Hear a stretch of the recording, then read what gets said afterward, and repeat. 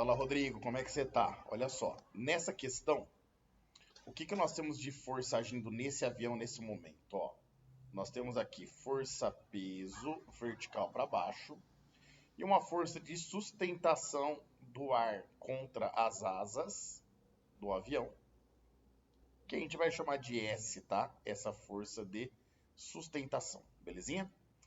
Eixo de ação para nós, Rodrigo. Eixo de ação é aquele eixo onde o corpo apresenta uma aceleração ou aonde ele poderia apresentar uma aceleração. Nesse caso, o eixo de ação para nós aqui é exatamente esse eixo horizontal, ó, que determina para nós aí aonde está o movimento circular. Então nós temos aí um eixo X e um eixo Y para nós, certo? De referência. O que a gente faz com esses eixos? A gente olha para eles para saber quais forças nós temos que decompor. Aquelas que estiverem fora dos eixos, a gente decompõe. Quem estiver no eixo, aí a gente não precisa fazer nada. Então, por exemplo, o peso aqui, ó, ele já está em um dos eixos. Agora, a força S de sustentação, ela está fora dos eixos. Então, a gente vai ter que decompor essa força. Se a gente enxergar aqui, esse ângulo é o ângulo θ que ele está fornecendo, certo? Aqui, eu vou ter um ângulo que eu vou chamar de alfa. E eu sei que θ mais alfa é 90 graus. E esse ângulo é oposto ao vértice com esse ângulo. Então, ali, eu também posso dizer que eu tenho um ângulo alfa. Portanto, completando 90 graus, o complementar dele, este cara aqui, é o nosso ângulo θ. Então, eu vou até apagar o alfa, porque o alfa não interessa para nós, né? Porque ele está dando θ aí, trabalhar em função do θ. Então, agora, nós vamos decompor a S, nós vamos ter uma componente projetada na vertical. Essa componente projetada na vertical é o vetor S, a força de sustentação, projetada com o ângulo. Então, ela vale cosseno de θ. E aí nós vamos ter uma outra componente projetada na horizontal. Essa componente projetada na horizontal é o vetor S. Perceba que aqui, a hora que ela é projetada aqui, não tem nenhum ângulo aqui, né? Então, é sem o ângulo θ para nós. Lembre-se que ao decompor um vetor, você esquece ele, porque agora você vai trabalhar com as componentes. Então, a gente não tem mais o S aqui. Se a gente olhar na vertical, Rodrigo, quem puxa para cima tem que ter a mesma intensidade que quem puxa para baixo. Então, aquele S cosseno de θ é o valor do peso para nós.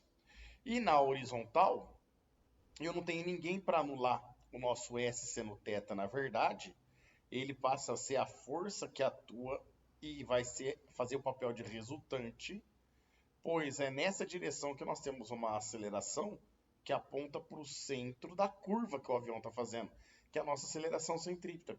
Então, na hora que a gente jogar na segunda lei de Newton, força resultante é igual a massa vezes a aceleração, como essa resultante aponta para o centro da curva, a nossa aceleração também é uma aceleração que aponta para o centro da curva. No caso da resultante centrípeta, quem vai fazer o papel dela é o S seno θ. Tudo isso igual a massa vezes a velocidade ao quadrado, dividido por esse raio desse movimento circular que ele realiza aí, certo?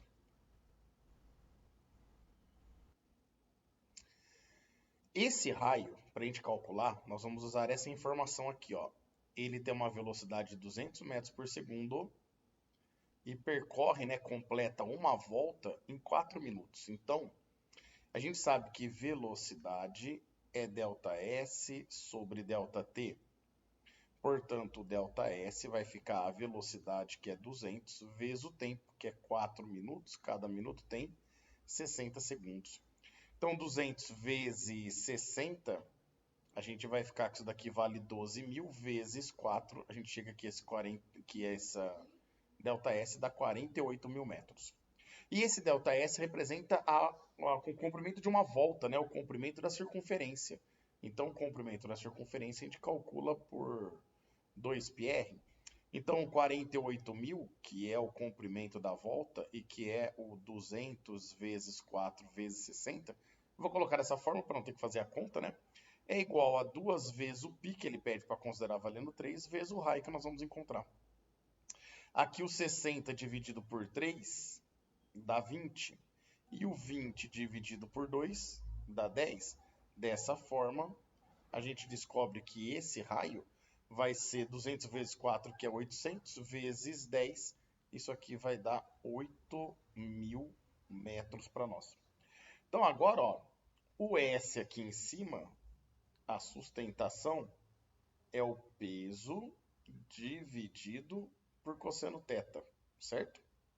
Então nós vamos ficar que o S é o peso, que é massa vezes a gravidade, dividido por cosseno θ, vezes o seno θ, tudo isso igual a mv quadrado sobre r para nós aqui, certo?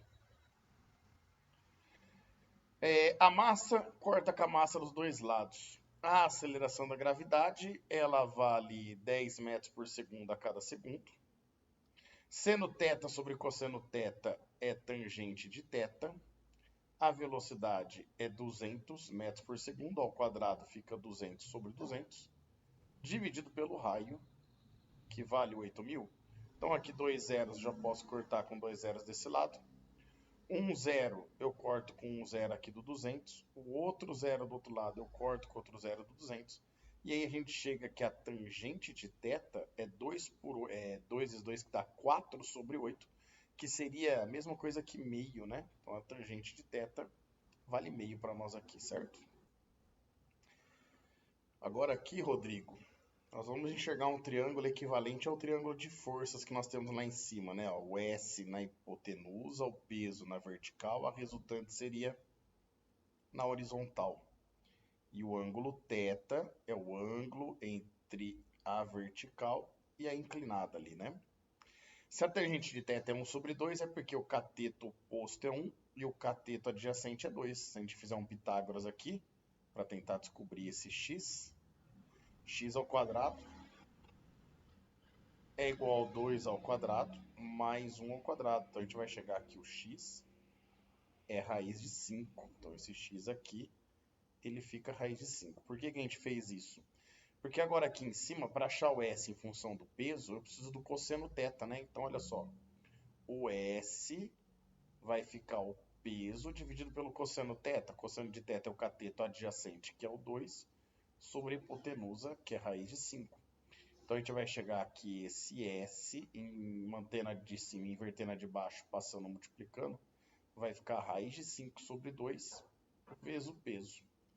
Se a gente fizer essa conta, raiz de 5 deve dar aí 2, alguma coisa. Dividido por 2, raiz de 5, 2,24. 2,24 dividido por 2 vai dar próximo de 1,12. Então a força de sustentação, que é a força que os passageiros dentro do avião vão perceber, né? Equivale a 1,12 do peso.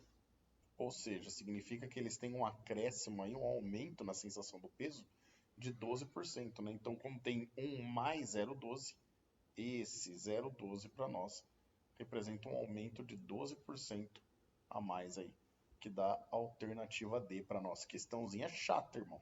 Bem chata. Fechou? Grande abraço aí.